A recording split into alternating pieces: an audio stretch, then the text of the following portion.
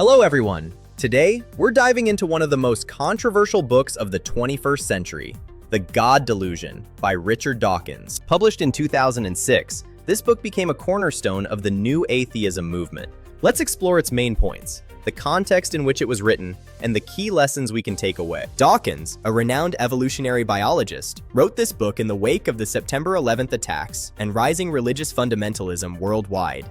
He saw religion not just as a personal belief system, but as a growing force promoting division, intolerance, and even violence. Drawing on his expertise in science and evolution, Dawkins set out to argue that belief in a personal deity is a delusion. He defines this as a persistent false belief held despite strong contradictory evidence. He wasn't just critiquing extremism, he targeted the very idea of a supernatural creator.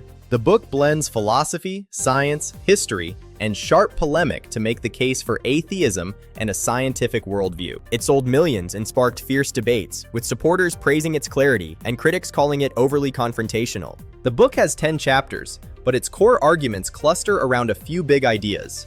First, that the God hypothesis is almost certainly false. Dawkins defines the God hypothesis as the idea that a supernatural intelligence designed and created the universe. He systematically dismantles classic arguments for God's existence. Thomas Aquinas's proofs, the ontological argument, and even the cosmological argument. He addresses the question, why is there something rather than nothing? And especially targets the argument from a design perspective. His strongest point is the ultimate Boeing 747 argument. If the universe looks designed, a designer God would have to be even more complex than the creation. This raises the central question, who then designed the designer? The idea of a creator only pushes the problem back one step. Natural selection by evolution provides a far better explanation for complexity without needing an infinitely improbable superbeing. Science, especially Darwinian evolution, makes the idea of a God an unnecessary hypothesis. It explains the complex starting from the simple. Second, religion is a human invention and a byproduct of evolution. It isn't a design, but a survival mechanism. Religious belief may stem from useful traits like pattern seeking, agency detection, or the tendency of children to trust authority. Ideas spread like memes, cultural viruses that replicate.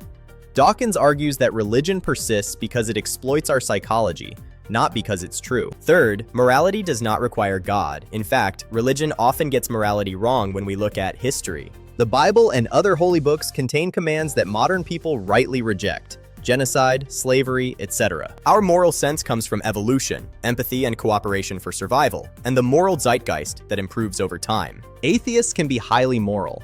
Many of the kindest, most fulfilled people are non-believers, who follow reason and compassion rather than the word passed down from an immortal deity. Fourth, the harms of religion. Dawkins highlights how faith divides people and justifies violence throughout history. He argues it discourages critical thinking and harms children when they're labeled with a religion before they can choose for themselves. He calls for an end to this labeling and defends atheism as a positive, wonder-filled worldview that celebrates natural beauty. Finally, Dawkins raises consciousness with key messages.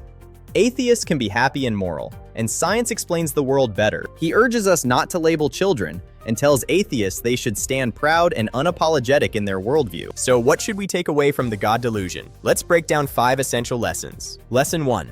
Demand evidence. Extraordinary claims require extraordinary evidence. Faith without evidence is not a virtue, but a vice. In an age of science, we should apply the same skepticism to religion that we apply to every other area of our lives. Lesson 2.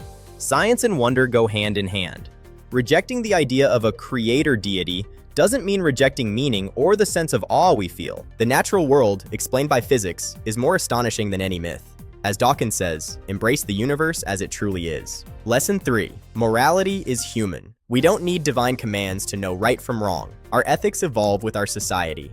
This frees us to build better moral systems based on reason, empathy, and well-being rather than following ancient texts. Lesson 4. Question authority and labels. Teach children how to think, not what to think, and protect them from indoctrination. Recognize that religious moderates, by giving respect to faith itself, can inadvertently shield extremists from scrutiny. Lesson 5. Atheism can be liberating. Letting go of delusion opens the door to intellectual honesty and personal responsibility. Many readers report feeling empowered after engaging with these ideas and finding a deeper appreciation for the life we have. The God Delusion is not a gentle book. It's provocative by design. Dawkins wants to raise consciousness and encourage open debate. Whether you agree with him or not, the book challenges you to examine your beliefs critically and search for evidence. In a world still wrestling with conflict, its call for reason and secular values remains relevant.